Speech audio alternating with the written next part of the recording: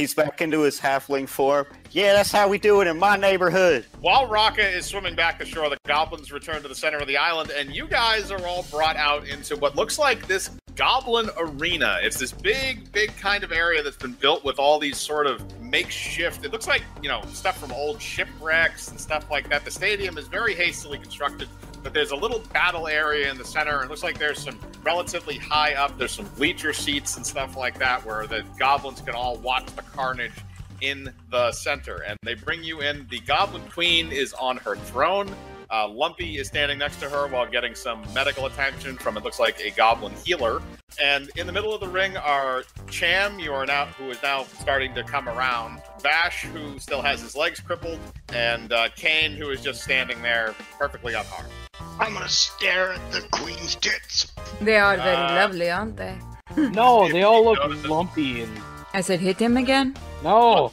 Lumpy kind of shrugs and goes down onto the area. He points at Bash, and the three goblins that are there then hold you and stretch your arm out so that way it's now visible and separate from your body. Lumpy then winds up, and because it's an attack of opportunity, he should not need a lot to hit. He rolls an 18, but he definitely hits. That is 20 damage directly to that arm. That arm is now crippled. However, the goblin who was holding the end of your arm down was a bit too close, so he's also dead. Fart again. All this crippled's making me gassy and nervous. You're also in extreme amounts of pain now because both of your legs and one of your arms is completely shattered and broken. You're one step away from being a nugget. I'm gonna go over to a random goblin and be like, yo, am I the only one getting turned on from this? Does he still have the boomerang in his ass? Yeah, he does. He didn't say he took it out. No wonder I'm so fucking horny. I'm leaving. You're leaving? Okay, you're just gonna leave it. You just watch out when you sit down. You might take some damage. Alright, so, Cham, you just woke up to the screaming as Vash's arm is crushed by the ogre. What's going on? I'm gonna roll, see what the fuck is going on. You rolled a 3. You have no fucking clue what's going on. Where am I? Exactly. You're in the center of the arena. There are some goblins that are holding, basically standing next to you while you're unconscious. In front of you is the massive ogre with the hammer, who is now fully healed, by the way. I'm gonna reach over and touch Vash. I'm gonna use level 3 cure wounds. So before that happens, I'm gonna roll perception on one of the goblin guards to see if he notices what you're doing. He does not notice what you're doing. He's an idiot. So you do successfully grab Vash. So how much is that for healing? 3d8 plus 4. Okay, then roll that Okay. to see how much he gets healed. Thank you, my false brethren. Alright, so basically you healed his arm. His legs are still crippled because he just got 20 damage to the arm. So the arm that the ogre just crushed is now healed, and he looks down at it and is confused as to why it's not broken. He then points over to another goblin, asks him to hold the arm down, and he's gonna crush it again. That misses, so he actually just kills the goblin again. He's done. He already tried to cripple your arm once. He's tired now. He's gonna go sleep. Stop killing the subjects. We can only make so many. Does the goblin right next to me know? Is he paying attention to me? He rolled a 2 to pay attention to you, so no. Alright, then I'm gonna use that as attack opportunity, and I'm gonna use my fucking sword to attack him. Okay, well, unfortunately, on the way there, you've also been stripped of all your weapons. You do not have a sword. Good thing I have, Okay, so what are you attacking with? Just your hands? I'm gonna grapple. So you're gonna have to roll strength against the goblin, and you're gonna get okay, so that's an attack of opportunity. So we're just gonna see if he is able to, resist that at all. No. Okay, he's able to resist that. He pushes you off and holds a sword to your throat and says you will stay where you are, otherwise you will get your legs crippled. As you are now all in the stadium and all awake and all paying attention, the Goblin Queen asks for your attention to explain how shit here works. Welcome, my new subject. Thank you, bitch! Ogre, could you, shove something in his mouth? Okay. The ogre walks up to you. He grabs a little sack from one of the other goblins that's near him. It was a sack that was filled with potatoes. He empties out the potatoes in the sack and throws it over you. Wow. What are you rolling for? Sleep. You sleep on the ogre. Okay, so he's gonna roll. I already think that doesn't work. Resist. Yeah, he resists. Shit! So he puts that sack over you and then tightens the bottom of it, so your legs are kind of pushed together and your voice is muffled. Welcome, subjects. New subjects. Her voice is boring me, so I fall asleep. You will let her continue her monologue before you fall asleep. We have our next set of fighters. These gladiators are... well, there's something. So, let us see if they can beat each other. Hopefully not to death, so that we can keep using them. They can go ahead and fight whichever goblin they wish. For whatever wish that they want. Shut the fuck up or I will beat you to death. As I was saying, our first round of fights will begin. We will be more and more crippled to make it more and more fun for us. So let us begin. Everyone go get your snack and let's watch the fight. All of the goblins then proceed to pull out bags of popcorn. And they begin waiting as the arena is cleared. All three of you are going to have to roll d20s. All right, so Jam rolled a 4, Bash rolled a 5, Kane rolled a 9. Okay, so Bash, since you're already crippled, you're actually not going to fight somebody who isn't crippled, because that would just be kind of extremely unfair. So Bash is removed from the stadium, and he's brought kind of into this like little gulag area that's on the side. And one of the goblins that brings him aside flips him a little note and says, "My name, Dick Stab. Talk to me later." And then he kind of walks off.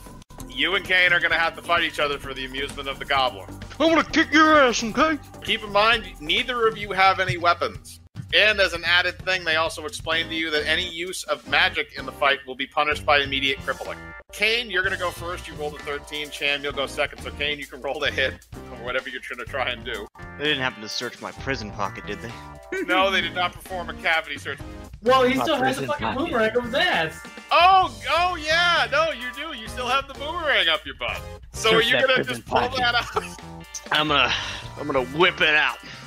Okay, roll 1d6 damage for that. You have an anal finger. So just to let you know, you're going to be bleeding every time you poop for the next couple of months. So a poo smeared boomerang in your hand, and the goblins appear to just be allowing this. We've seen weirder. Kane, that's only a minor action, so you'll still get your chance to try and attack. Alright, well, this is gonna be a targeted strike on the dick. So that's 12. So that actually misses Cham, and the boomerang hits in the dirt behind Cham. So you missed him completely, Cham. It's now your turn. God! Another 20. I'm persuading Kane to help me get through this and save Bash. So Cham is able to convince you to attempt to do that. However, all the goblins in the stadium now realize that you two are not going to be trying to kill each other. The Goblin Queen is not too pleased. If they will not kill each other, then we'll send them to the prisons for now. Okay. I will not go to prison. You want me to cripple? Tell me, you big fuck. Goblins swarm into the stadium and immediately try and grapple you guys, so you guys can try and resist. I'm going to use sleep on all the goblins. Okay, so it's a 20-foot circle that you can cast anywhere within 90 feet of yourself. Alright, so you cast sleep. You do make a couple of them fall asleep, but ultimately they just kind of sit there and suck their thumbs, and then the rest just swarm around them and surround you again. Lumpy jumps down from the top and points at several goblins to hold you still, specifically, Cham. So they're going to swarm all over you and use a strength roll. Come on, bitches! I will fuck you up. Alright, so Okay, the goblins Kyle. only rolled a 6, so you can try and resist that. You do resist that, so you shake them off. Kane, are you going to try and resist in any way? They're just going to kind of grab you to keep you still. Nah, I'm good. Cham, you got away, so you can try and run. You can try and do something else if you want. Can I disarm one of them and use their sword? You can try. Okay. He's going to have to roll against you to see if he can keep the sword in his hand. Oh! Okay. And our DM rolls a 20. He keeps his sword and cracks you across the mouth with it, giving you 1d6 damage. That's 6 damage to your face, so he cracks you in the face and knocks you down. At the same time this is all happening, Rocky, you have just gotten back to shore in your halfling form. So do you want to take a short rest on the beach and wait until nightfall? So Rocky, you're just going to go to sleep on the beach until night comes, and Bash, you have been taken back now and put into kind of like a holding cell area. They even got the special cripple cell for you? Oh, you're so... It's just lower to the ground. Cham, you're still in the stadium and you're still surrounded by goblins. Raka is apparently just going to go to sleep on the beach until nightfall when he can come and rescue you. So I'm going to try to disarm. I want him. Okay, you're going to try and disarm him again. So rolled. Okay, you rolled strength. All right, he rolled a 3, so you got that sword away from him now. So am I able to attack at the same turn? Because you were able to rip it away from him, you're going to get an attack of opportunity on him for that goblin specifically. So you can attack him. You missed. Now they see that you have a sword. So Lumpy is going to push the other smaller goblins out of the way and attack you by himself. Lumpy technically rolled a 13 because that's +3 with his strength, but I'm going to say that misses because you're a little bit more agile than he is. So it's back to you, Jam. I'm going to aim I'm going to do a target attack on his dominant hand where he holds his shit. Okay. That misses. Right. You just kind of zing by him and miss his hand. So he's going to come down with the hammer again. I'm gonna try to persuade Lumpy. Lumpy's pretty stupid, so yeah, you can try. So that's 22 right. to fight for me. See, okay, so he rolled a 2. Just like become your bodyguard instead of the queen's. Kill his the other goblins. So he immediately turns around to the other goblins and begins looking at them angrily. As this happens, the queen pulls a little jewel out of her pocket, and there is a similar-looking jewel that's actually on Lumpy's belt. The jewel then glows, Lumpy's eyes glow, and then he immediately turns back towards you as if nothing you just did affected him. All right, as soon as I come fighting. I think it's technically his turn because you just did that. No, it'll be Vash's. Yeah, but I don't think I have a healing spell, so... Hey man, you're a bard with no healing? Okay, he rolled a 3, so he misses you again. He's not doing too good right now. I'm targeting his dominant hand. That will hit. All right, so that's 2 damage. So you stab him in the hand, and he kind of pulls his hand back a little bit. He looks at it almost like you would look at a paper cut. You know, he's kind of angry, and you can tell it stings a little bit. And he's just going to reach out and grab you now. So he's going to try and grapple you. He rolled an 8, but with his strength +3, that would be an 11. Okay, so you rolled a 12, so you're able to zip out of his reach. Now your turn. I'm gonna keep going after that. Well, I'm gonna go for the wrist. Okay, same arm though. Same arm. Oh, how do you keep rolling these? Remember, this is doubled. Okay, that's 14 directly to his wrist. So you actually chopped his hand off. Pretty cleanly, actually. You lopped that thing right off. He is not doing too good right now. He looks down at his bloody stump. He has become enraged, which means his attacks will now do double damage. And he's going to swing that hammer around again. So that's a 7 + 3 is 10. That's still not going to hit you. It came close, but it's still not going to hit you. If that would hit. I'm doing the same target attack on his other hand. All right, so that's 7. So you sliced his other arm a little bit. And he's going to swing at you again with that hammer. That's a 16. That's going to hit. And that's a 19. So he's going to swing that thing around, and he's actually going to nail you right in the chest, which actually fractures a good amount of your rib cage. Yeah, so he hits you with that. So you actually fly back, and you hit the wall inside the stadium, which is going to do an additional 1d6 damage. So that's an additional 6 out of the 19. So that's 25 damage. How much health do you have? I got 12 now. That action has not only broken your ribcage, it's fractured both of your arms. So both of your arms are basically useless right now. Your legs are fine, but your arms and your torso are kind of shattered. You're just like lying there and like coughing up blood. I'm going to use healing hands on myself. Yeah, okay, you're going to have to try and maneuver your hand, your like limping hand over the area that's injured. All right, that's enough to get it over the area that's injured, so you can roll to try and heal yourself. You healed yourself for 7 out of the 25 damage. I'm doing my freaking dominant hand, my dominant arm. You're not going to try and heal your ribcage to stop the internal bleeding you probably have. So you're going to suffer bleeding damage for the next 3 turns, though. So you use that 7 to heal your arm, so your dominant arm is still able to rip a sword and move. All right, so you're going to be able to stand up and try and attack him again. Yeah. So because he can see you healing himself, he's now going to crush you again.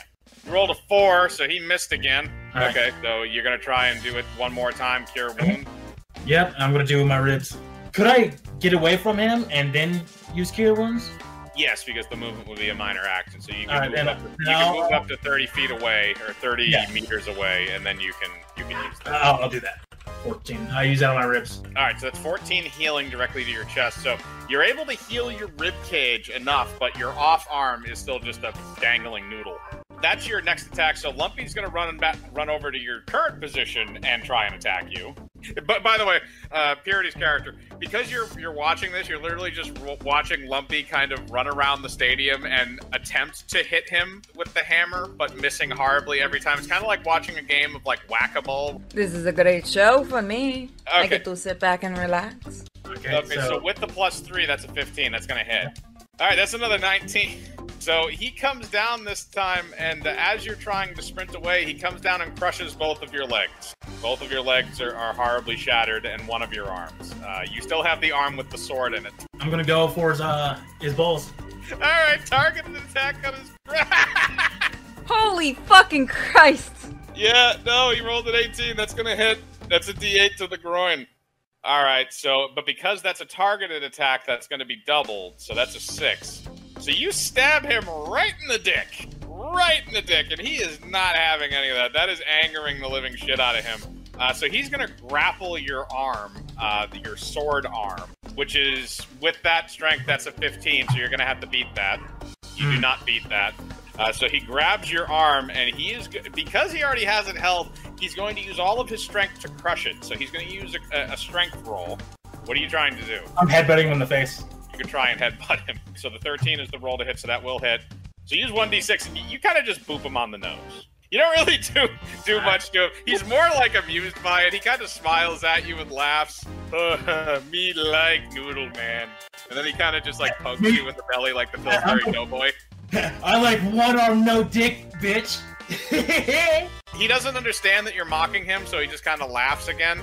And then he proceeds to try and crush your arm again. Lumpy, if you want that one as a pet, you can have him as a pet. Fuck you, bitch. Really? Yes, of course. You've been a good boy. You lumpy pet. Okay! He tried crushing your arm this time, and he rolled a d20.